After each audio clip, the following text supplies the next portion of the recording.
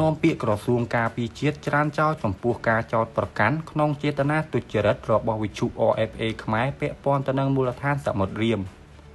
ឯកឧត្តមនាយឧត្តមសេនីយ៍ឃុំសុជាតិរដ្ឋលេខាធិការនឹងជាអ្នកនាំពាក្យក្រសួងការពារជាតិបានប្រកាសច្រានចោលទាំងស្រុងចំពោះការចោទប្រកាន់យ៉ាងកក្លឿនដោយមានលក្ខណៈញុះញង់និងចេតនាទុច្ចរិតដែលនាំឲ្យមានការភ័ន្តច្រឡំពាក់ព័ន្ធទៅនឹងមូលដ្ឋានសមុទ្ររៀមកងទ័ពជើងទឹកនៃប្រជាជាតិកម្ពុជាដែលធ្វើឡើងដោយសារព័ត៌មានបរទេសមួយចំនួននាថ្មីនេះ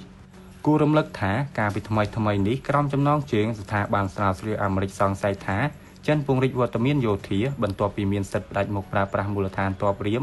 វិទ្យុអាស៊ីសេរីហៅកាត់ RFA ខ្មែរបានផ្សាយខ្លឹមសារថាមជ្ឈមណ្ឌលស្រាវជ្រាវមួយរបស់អាមេរិកបានរកឃើញយោធាចិនកំពុងមានសិទ្ធិផ្ដាច់មុខប្រើប្រាស់ផ្នែកខ្លះនៃមូលដ្ឋានទ័ពរៀមហើយចិនក៏ពង្រីកវត្តមានយោធារបស់ខ្លួនលើសពីមូលដ្ឋានទ័ពរៀម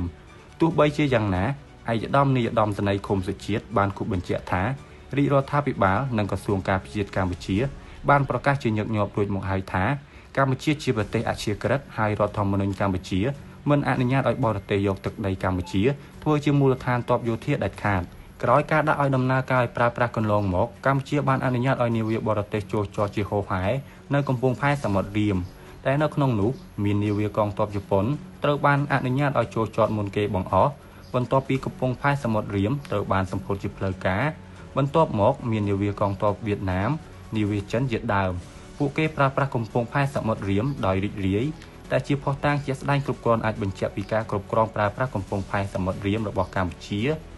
ឯកឧត្តមនាយឧត្តមសេនីយ៍បានបន្តថាក្នុងឱកាសសម្ពោធដាក់ឲ្យដំណើរការជាផ្លូវការនៅមជ្ឈមណ្ឌលផុសការនិងវឹកវើរួមគ្នាកម្ពុជាចិន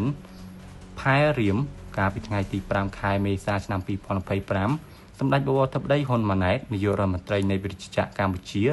ក៏បានប្រកាសស្វាគមន៍ផងដែរនៅបណ្ដាកងទ័ពប្រទេសជាមិត្តទាំងអស់គ្នាដែលចង់ចូលចតនៅកំពង់ផែសមុទ្ររៀមប្រទេសកម្ពុជា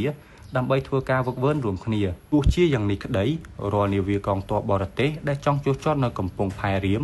ត្រូវជួនដំណឹងមកកម្ពុជាជាម្ចាស់ផ្ទះជាមុនរួមទាំងនាវាកងទ័ពរបស់ប្រទេសចិនផងដែរដែលកម្ពុជាសង្ឃឹមថា